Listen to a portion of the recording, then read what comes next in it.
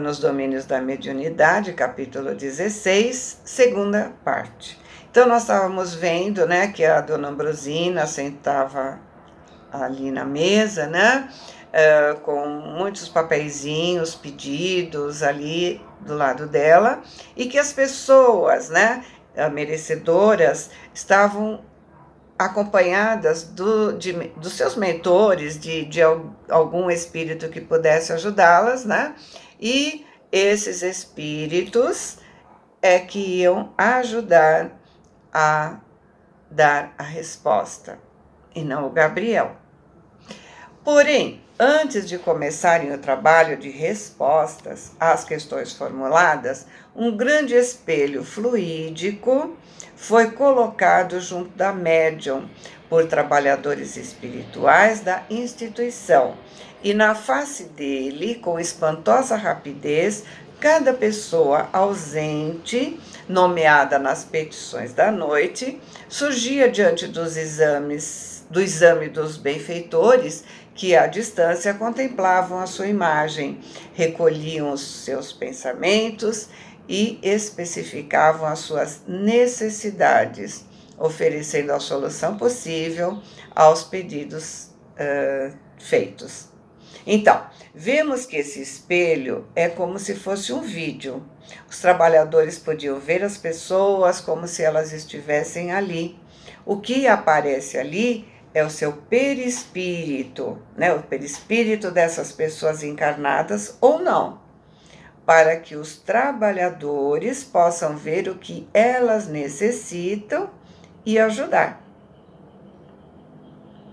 Enquanto cultos companheiros de fé ensinavam o caminho da pacificação interior, sob a inspiração de mentores do nosso plano, Dona Ambrosina, sob o comando de instrutores que se revezavam no serviço assistencial, psicografava sem descanso. O trabalho no recinto se equilibrou. Com isso, entendemos que havia reaparecido ocasião adequada para as nossas perguntas. Hilário foi o primeiro nas perguntas, né, que não conseguiam frear. E, indicando o enorme laço fluídico que ligava a Dona Ambrosina ao orientador que presidia a missão, perguntou: o que significa essa faixa, através da qual a médium e o dirigente se associam tão intimamente um ao outro? Aulus, com a tolerância e benevolência de sempre, explicou: o desenvolvimento mais amplo das qualidades mediúnicas exige essa providência. Ouvindo e vendo no quadro de vibrações que transcendem o campo sensório comum, Ambrosina não pode estar à mercê de todas as solicitações da esfera espiritual, sob pena de perder o equilíbrio. Quando o médium se evidencia no serviço do bem, quer dizer, quando ele persiste, quando ele se dedica pela sua vontade, pelo estudo e pela compreensão das responsabilidades de que se encontra investido, recebe apoio mais imediato do amigo espiritual experiente e sábio, que passa a guiar a sua peregrinação na Terra, governando as suas forças. No caso presente, Gabriel é o perfeito controlador das energias de nossa amiga, que só estabelece contato com o plano espiritual de acordo com a supervisão dele. Então, mandato mediúnico é a ligação entre o médium ostensível e o seu mentor. Essa ligação é feita no plano espiritual, na elaboração do roteiro da reencarnação. No trabalho, o mentor é quem determina quais os espíritos que receberão auxílio, ou seja, é ele quem faz a triagem, é ele quem agenda o trabalho. Temos como exemplo dessas pessoas que têm mandato mediúnico, né? O Chico e Emmanuel, Joana d'Ângeles e Divaldo, né? Só para a gente ter assim, alguns exemplos para a gente entender, né, esse trabalho. E Hilário pergunta: Quer dizer que para efetuarmos uma comunicação por intermédio da senhora, sob nosso estudo, será preciso sintonizar com ela e com o orientador ao mesmo tempo? Iolo respondeu satisfeito: justamente. Um mandato mediúnico reclama ordem, segurança, eficiência. Uma delegação de autoridade humana envolve concessão de recursos da parte de quem a outorga. Não se pedirá a cooperação sistemática do médium sem oferecer a ele as necessárias garantias. Porém, isso não dificultará o processo de intercâmbio? De modo algum. Perante as necessidades respeitáveis e compreensíveis com perspectiva de real aproveitamento, o próprio Gabriel se incumbe de tudo facilitar, ajudando aos comunicantes, tanto quanto auxilia a médium. Então, ele auxilia a médium e encaminha os outros trabalhos dentro dessa faixa vibratória para que facilite a comunicação desses espíritos pelos outros médiums. E após a explicação, André perguntou: assinalando a perfeita comunhão entre o médium e a tutelada, uma associação daquela ordem não estaria vinculada a compromissos assumidos pelos médiuns antes da reencarnação? E aí Aulos respondeu prestimoso: ah, sim, semelhantes serviços não se efetuam sem programa. Gabriel e Ambrosina planejaram a experiência atual muito antes que ela se envolvesse nos densos fluidos da vida física.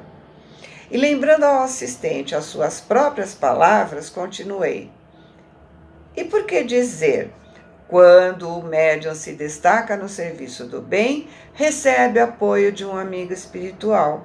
Se esse amigo espiritual é o médium, e o médium já se encontram irmanados um ao outro desde muito tempo. O instrutor me olhou de frente e falou: em qualquer realização, não seria lícito desvalorizar a liberdade de ação. Quer dizer, entra aí o livre-arbítrio, né? Ambrosina se comprometeu. Isso, porém, não a impediria de cancelar o contrato de serviço, apesar de reconhecer sua excelência e a magnitude, a grandeza, né? Poderia desejar imprimir novo rumo ao seu idealismo de mulher. Ela poderia casar, enfim, modificar todo o plano, né? Embora adiando realizações sem as quais não se erguerá livremente do mundo. Os orientadores da espiritualidade procuram companheiros, não escravos. O médium digno da missão do auxílio não é um animal subjugado à canga. Canga é aquela que a gente chama de viseira, né? Que põe no boi para ele não se assustar, para ele seguir o caminho, né?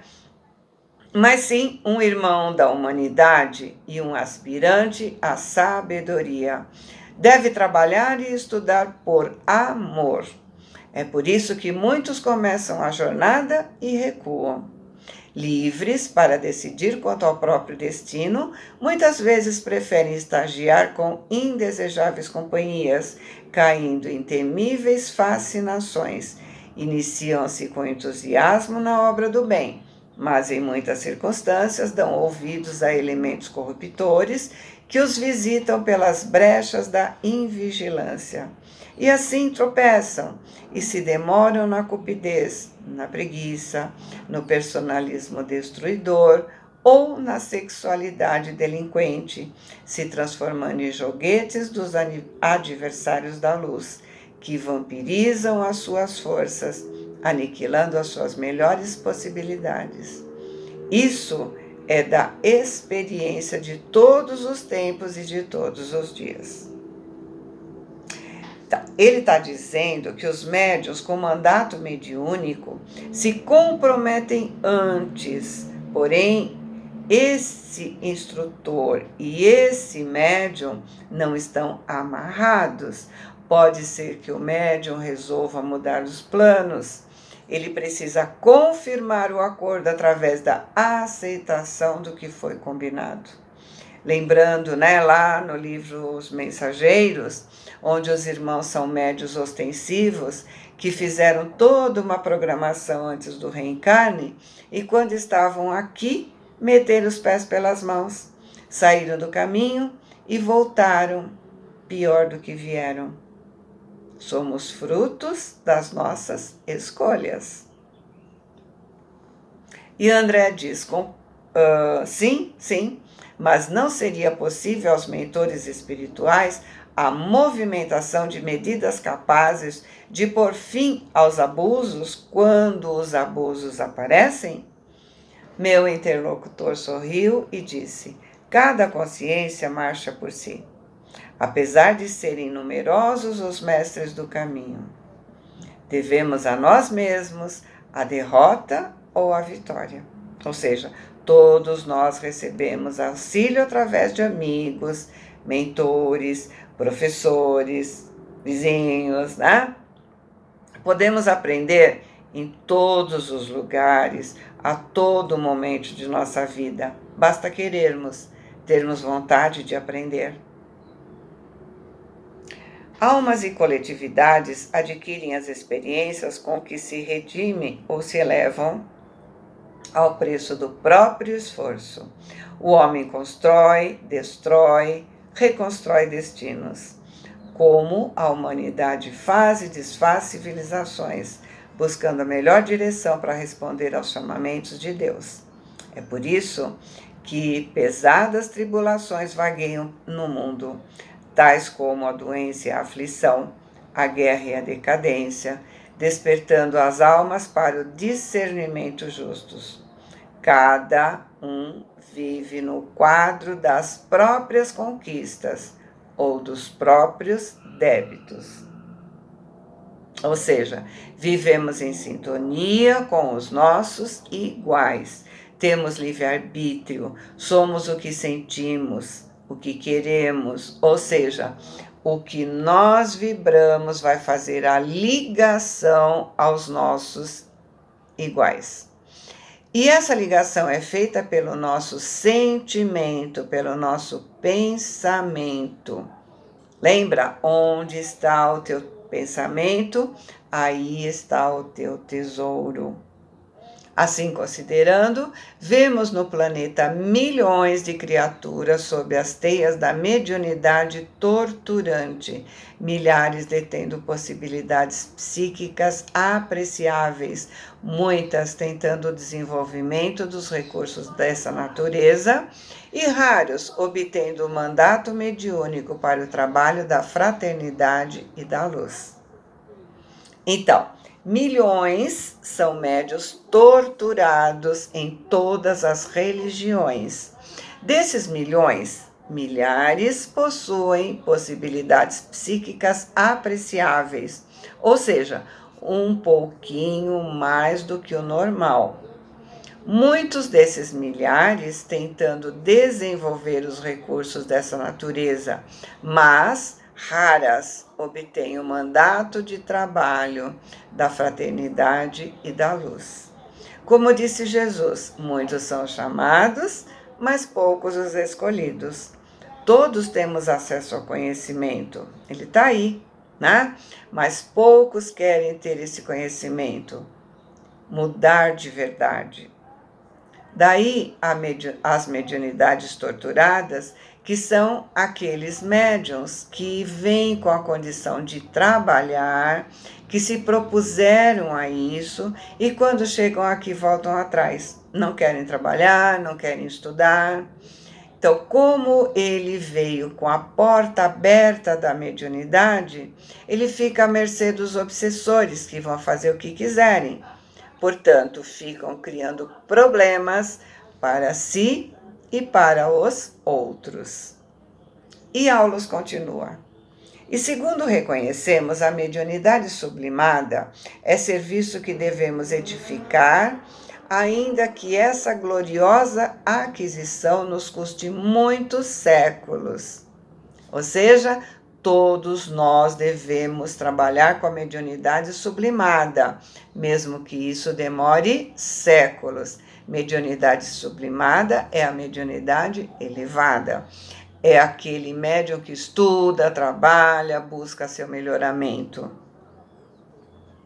Mas, ainda no mandato mediúnico, o tarefeiro na condição de Dona Ambrosina pode cair, quer dizer, pode falhar? E Aulos respondeu: como não?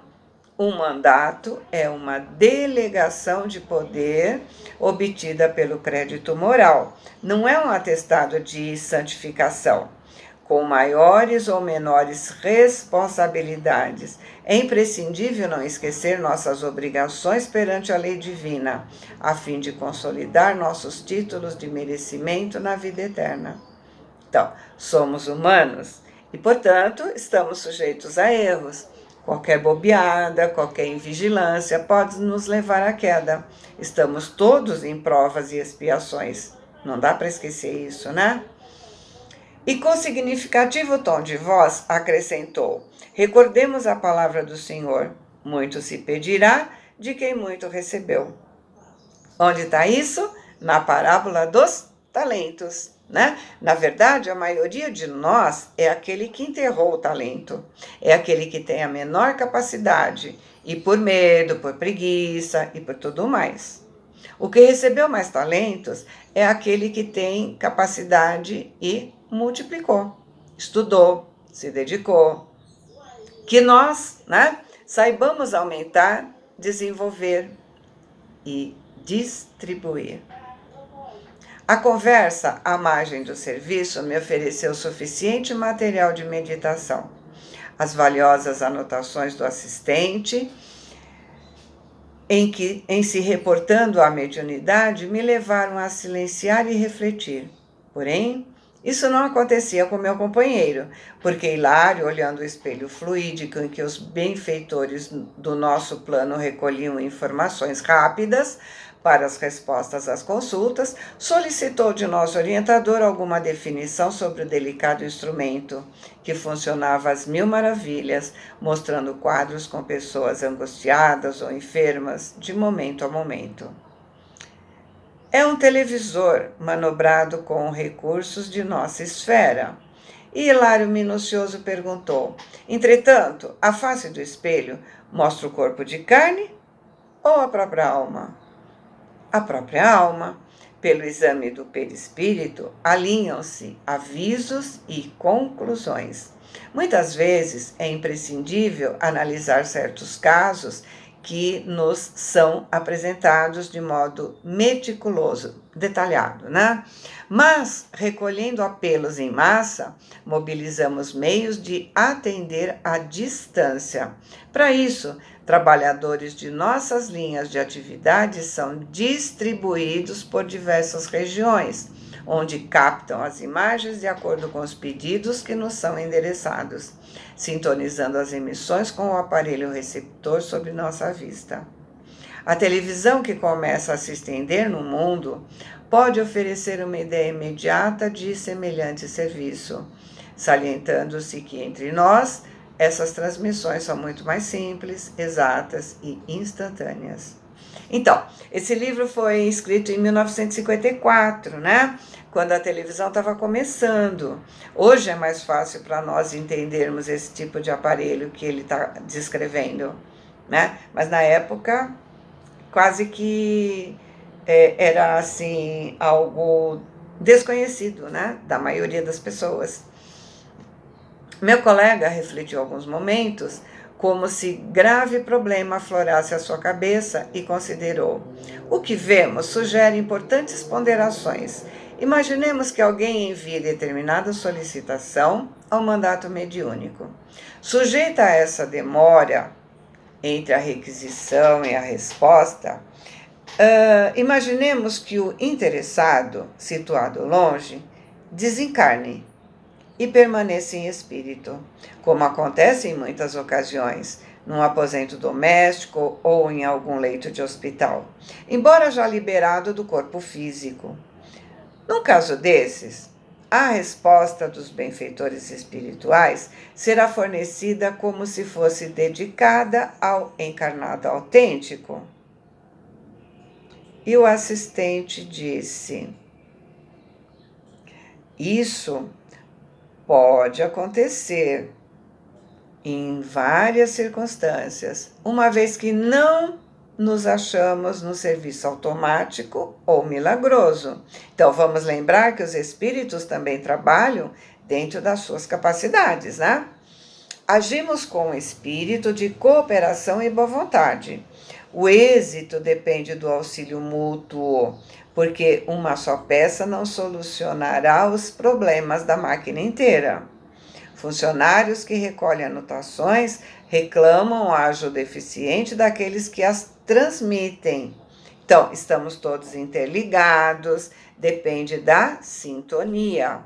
Muitas vezes, a longa distância, a criatura em sofrimento é mostrada aos que se propõem socorrê-la, e os samaritanos da fraternidade, em virtude do número habitualmente enorme de aflitos, com a obrigação de ajudar de improviso, não podem, de momento, fazer um juízo perfeito se estão recebendo informes sobre um encarnado ou um desencarnado, principalmente quando não se acham coroados por vastíssima experiência. Em certas situações, os necessitados exigem auxílio intensivo em pequena fração de minuto. Assim sendo, qualquer equívoco desse gênero é perfeitamente admissível. E Hilário perguntou: mas isso não seria perturbar o serviço da fé? Se fôssemos nós, os encarnados, não julgaríamos tal acontecimento como sendo inútil resposta enviada a um morto? Não, Hilário. Não podemos situar a questão nesses termos. Quem busca sinceramente a fé encontra o prêmio da compreensão clara e pacífica das coisas, sem se prejudicar diante das contradições superficiais e aparentes. Nesse ponto do diálogo, o assistente meditou um instante e observou: mas, se os consulentes são exemplares da leviandade e má-fé, se aproximando do trabalho mediúnico no propósito deliberado de estabelecer a descrença e a secura espiritual, semelhantes resultados, quando se verificam, servem para eles como justa colheita dos espinhos que plantaram. Uma vez que abusam da generosidade e da paciência dos espíritos amigos e recolhem para si mesmos a negação e a tortura mental. Quem procura a fonte límpida, arremessando o lobo à face, não pode, em seguida, obter água pura. Hilário silenciou satisfeito. Então, o que ele falou? Cada um está fazendo o seu trabalho na maior boa vontade. Se quem está ali está de má fé, atirando lodo a uma fonte limpa, vai receber de volta água suja. Vai receber uma resposta dentro do seu merecimento. E porque 2 médiuns de cura passassem a socorrer doentes em sala próxima, enquanto Dona Ambrosina e os oradores cumpriam seus edificantes deveres, procuramos os serviços de passes magnéticos em busca de novos conhecimentos. E esse capítulo sobre passes magnéticos é o próximo, né? Então vamos rever esse capítulo para deixar bem claro para nós o que é um mandato mediúnico, o que é a nossa responsabilidade. Mais uma vez, mais um livro trazendo para nós, né, o espelho, né, que é o nosso perispírito, que não dá para esconder, né? E da possibilidade que eles têm, né, do acesso que eles têm a esses pensamentos, a esses sentimentos. Ok?